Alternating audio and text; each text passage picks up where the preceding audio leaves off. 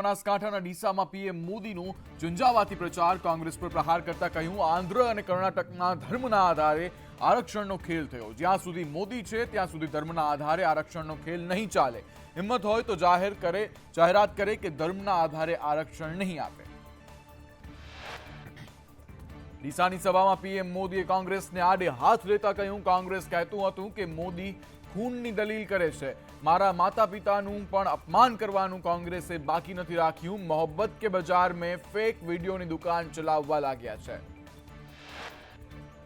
PM મોદીએ કોંગ્રેસના દિવંગત નેતા અહેમદ પટેલને યાદ કરી કહ્યું અહેમદભાઈનો પરિવાર કોંગ્રેસને વોટ નહીં આપી શકે.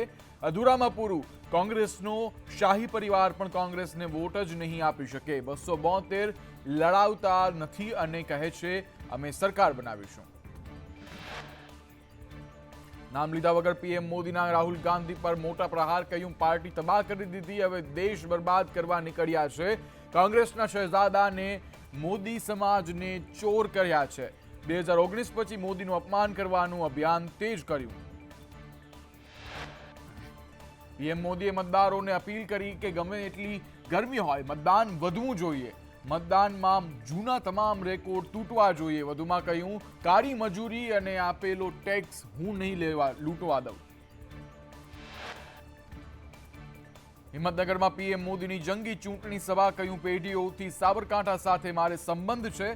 દુનિયાના લોકો મને પ્રધાનમંત્રી તરીકે ઓળખતા હશે. દેશ માટે હું માત્ર એક સેવક છું, આપના માટે ખપી જનારો છું. હિંમતનગરમાં આતંકવાદ મુદ્દે પીએમ મોદીનો હુંકાર, કહ્યું આજનું ભારત ડોઝિયર નહીં ડોઝ આપે છે. નબળી કોંગ્રેસ સરકાર માત્ર ડોઝિયર મોકલતી હતી અને હવે ભારત આતંકવાદને ઘરમાં ઘૂસીને મારે છે.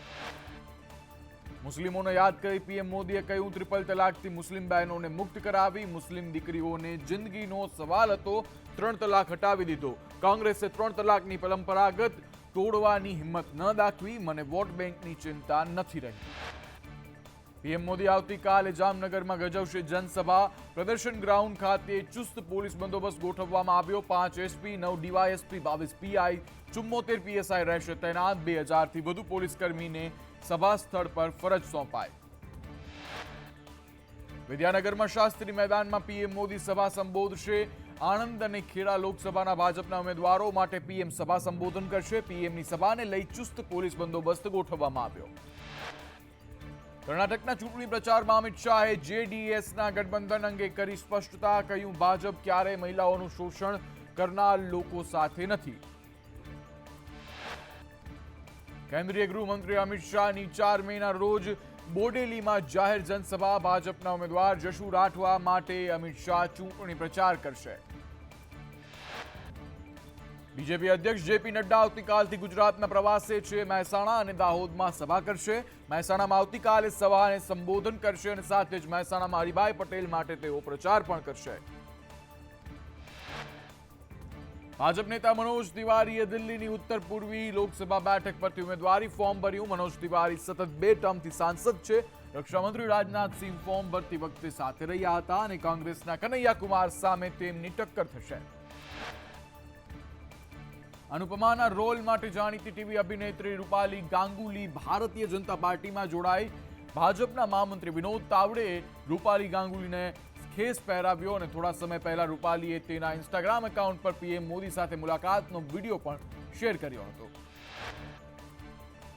અનુપમા ફેમ રૂપાલી ગાંગુલીએ ભાજપના રાષ્ટ્રીય અધ્યક્ષ જેપી નડ્ડા સાથે શુભેચ્છા મુલાકાત કરી. રૂપાલી ગાંગુલીએ કહ્યું કે વિકાસના મહાયજ્ઞને જોતા ભાજપમાં જોડાઈ. મરાઠી ફિલ્મોના ડાયરેક્ટર અમય જોશી પણ ભાજપમાં સામેલ. અમેઠી અને રાયબરેલીમાં નામાંકન 2 દિવસ બાકી.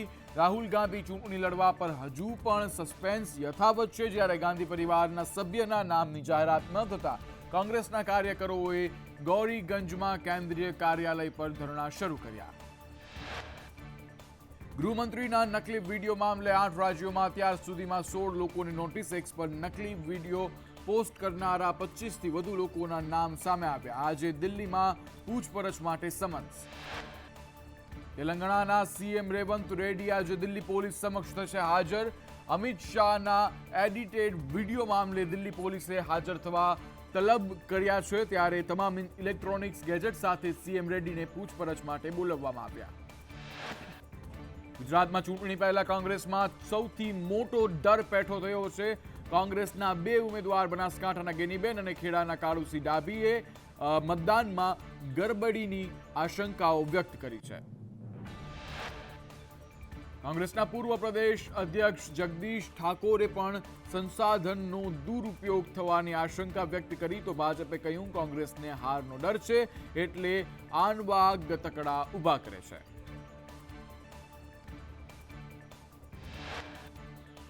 ગુજરાતમાં ચૂંટણી પ્રચારમાં હિંસક નિવેદનોની એન્ટ્રી. કોંગ્રેસના પૂર્વ અધ્યક્ષ જગદીશ ઠાકોરે મારવાની જાહેરાત કરતા કહ્યું, ભાજપના નેતાઓ ચૂંટણીમાં રૂપિયા ખૂબ વેરે છે. રૂપિયા લઈ લેજો અને પાછા લેવા આવે તો લીમડે બાંધી મારજો. જગદીશ ઠાકોરના નિવેદન પર ભાજપ સહપ્રવક્તા ઘનશ્યામ ગઢવીનીએ કહ્યું કે ગાંધીજીની વાતો કરનારાઓના મોઢે હિંસાની વાત નથી શોભતી. હાર દેખાતી હોય ત્યારે માણસ હતાશામાં બોલે છે. તેઓ નિરાશામાં શું બોલે છે તેનું ભાન નથી હોતું. જગદીશ ઠાકોરને આ શોભતું નથી. તેઓ જે ભાષા વાપરી રહ્યા છે તે ગાંધીજીનું અપમાન છે. દમણ અને દીવ બેઠક પર કોંગ્રેસ અને ભાજપના એકબીજા પર વાર પ્રહાર. કોંગ્રેસના ઉમેદવાર કેતન પટેલે લાલુ પટેલ પર પ્રહાર કરતા કહ્યું કે લાલુ પટેલ દમણ દીવની જનતાના કામ નથી કરતા. તે લુલા થઈ ગયા છે, તે પાંગડા થઈ ગયા છે.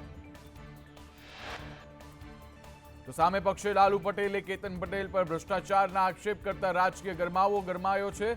ત્યારે કેતન પટેલ પર સીબીઆઈનો કેસ ચાલતો હોવાનો પણ લાલુ પટેલે આક્ષેપ કર્યા છે. નર્મદામાં મનસુખ વસાવાએ ચૈતર વસાવા પર પ્રહાર કરતા કહ્યું કે ચૈતર વસાવાથી કૂતરું તો શું, બિલાડું પણ ડરતું નથી. અમને વોટ નહીં આપો તો કોઈ વાંધો નહીં, પણ ચૈતરને તો વોટ ના જ આપતા. વધુમાં તેમણે પ્રહાર કરતા કહ્યું છે કે કેજરીવાલ આદિવાસી વિરોધી છે. આદિવાસીઓના હક માટે લડતી બીટીપીને પતાવી દીધી. ચૈતર વસાવા તો મોરું માત્ર છે. મનસુખ વસાવાના આક્ષેપ સામે ચૈતર વસાવાએ પલટવાર કરતા કહ્યું કે મનસુખ વસાવાની ભાષા સંસદીય ભાષા નથી. તેઓ રાજ્ય અને કેન્દ્રના સરકારમાં મંત્રી રહ્યા છે. તેમના શબ્દો અશોભનીય છે.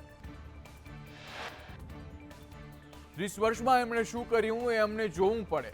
મનસુખભાઈ હારે છે એટલે આવી ટિપ્પણીઓ કરી રહ્યા છે. આ ચૂંટણી ભાજપની સાથે સાથે પોલીસ સામે પણ લડવાની છે. મનસુખ વસાવાના વાર પર ચૈતર વસાવાએ પલટવાર કરતા કહ્યું, મનસુખ દાદા ઉંમર થઈ ગઈ છે, આરામ કરો.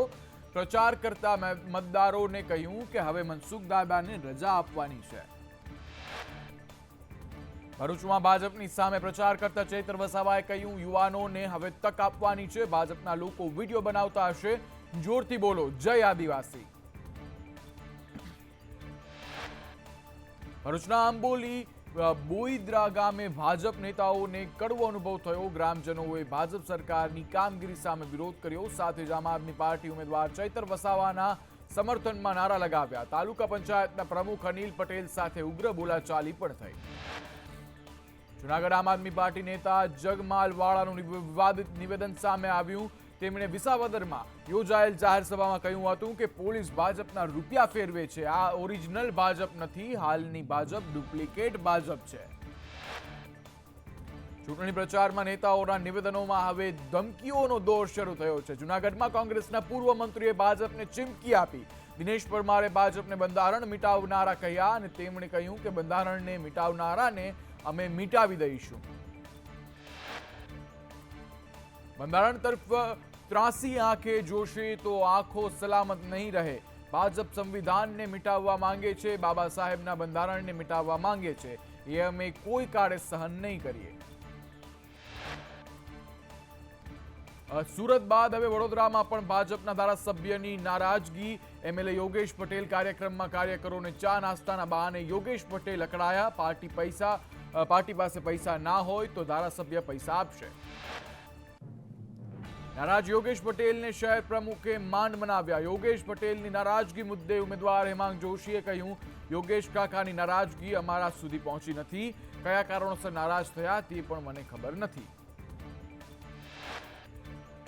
અમદાવાદમાં ભાજપનો ચૂંટણી પ્રચાર તેજ થયો છે. અમદાવાદમાં પૂર્વના ઉમેદવાર હસમુખ પટેલ અને ખેડાના ઉમેદવાર દેવુસિંહ ચૌહાણે શિક્ષકો સાથે સંવાદ કર્યો. વિવિધ માંગોને લઈ અને શિક્ષકોની નારાજગી દૂર કરવાનો પ્રયાસ કર્યો. ખેડા લોકસભા ઉમેદવાર દેવુસિંહ ચૌહાણે કોંગ્રેસ પર પ્રહાર કરતા કહ્યું કે એક પાયલોટને પીએમ બનાવ્યા અને દેશને નુકસાન થયું. ગઠબંધનની સરકાર પરિવારવાદ કર્યો. કોંગ્રેસ તૃષ્ટિકરણની રાજનીતિ કરે છે.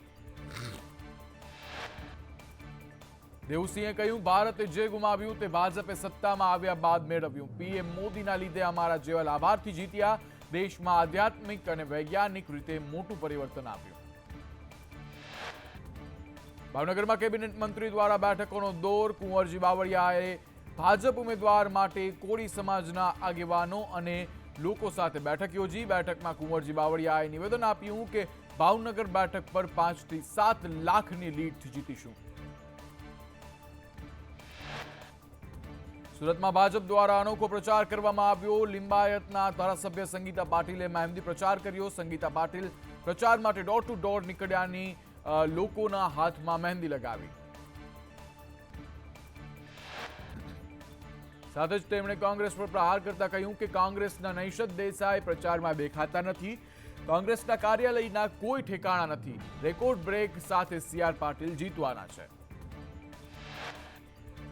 ભાજપના ધારાસભ્ય સંગીતા પાટીલે કહ્યું, નવસારી બેઠક માટે નૈશદ દેસાઈ પ્રચાર જ કરતા નથી. જેના જવાબમાં નૈશદ દેસાઈએ કહ્યું, કોંગ્રેસના કાર્યકર્તાઓ લિંબાયત વિધાનસભામાં પ્રચાર કરી રહ્યા છે. તો સંગીતા પાટીલે કહ્યું, કોંગ્રેસના ઉમેદવાર નૈશદ દેસાઈના કાર્યાલય પણ ખુલ્યા નથી. જે મુદ્દે નૈશદ દેસાઈએ કહ્યું, કોંગ્રેસના કાર્યાલય સાંજ સુધી ખુલશે. હું સોશિયલ મીડિયા મારફતે પ્રચાર કરી રહ્યો છું. પંચમહાલમાં કોંગ્રેસનો પ્રચાર ઓછો હોવાનું પ્રમુખે કબૂલ કર્યું. તાલુકા કોંગ્રેસ સમિતિના પ્રમુખ સોલંકીએ કહ્યું કે શહેરામાં કોંગ્રેસ કાર્યકર્તા યુવાનોમાં ડરનો માહોલ છે. ડરના માહોલથી પ્રચાર ઓછો થઈ રહ્યો છે. અમુક બૂથ પર કોંગ્રેસ કાર્યકર્તા એજન્ટ બનવા તૈયાર નથી. તેમણે વધુમાં કહ્યું કે મતદાન મથક પર એજન્ટ રહેવા મારો સંપર્ક કરો. કેસ થશે તો હું સાથ આપીશ. કોઈનાથી પણ ડરવાની જરૂર નથી. અમરેલીના ગારિયાધારમાં કોંગ્રેસના મહિલા ઉમેદવાર જેની ઠુમ્મરે ડોર ટુ ડોર ચૂંટણી પ્રચાર શરૂ કર્યો છે. વાલમ ચોક મુખ્ય બજારમાં વેપારીઓને મળ્યા. ત્યારબાદ પ્રચાર દરમિયાન તેમણે કહ્યું કે ભાજપની ઝંડીઓ કોંગ્રેસના હાથમાં નીચે દબાવશે. મને ચોક્કસ વિજય મળશે. અમરેલીના વડિયામાં કાકરી ગરમી વચ્ચે વહેલી સવારથી કોંગ્રેસનો ડોર ટુ ડોર પ્રચાર શરૂ થયેલો છે. જ્યારે કોંગ્રેસના ઉમેદવાર જેનીબેન ઠુમ્મરને મત આપવા કોંગ્રેસની અપીલ, કોંગ્રેસના મેનિફેસ્ટોની પત્રિકા વિતરણ કરી અને પ્રચાર કરવામાં આવ્યો. તો પીએમ મોદીના ડીસામાં જાહેર સભા પહેલા ધારાસભ્ય પ્રવીણ માળીનું નિવેદન સામે આવ્યું હતું. કહ્યું કે આ ચૂંટણી જ્ઞાતિવાદ વર્સિસ રાષ્ટ્રવાદની છે. મતની અપીલ માટે પીએમ આવી રહ્યા છે. 5 લાખની લીડનો ટાર્ગેટ પૂર્ણ થશે. ગત 2 વખત કરતા વધારે લીડ આ વખતે મળશે.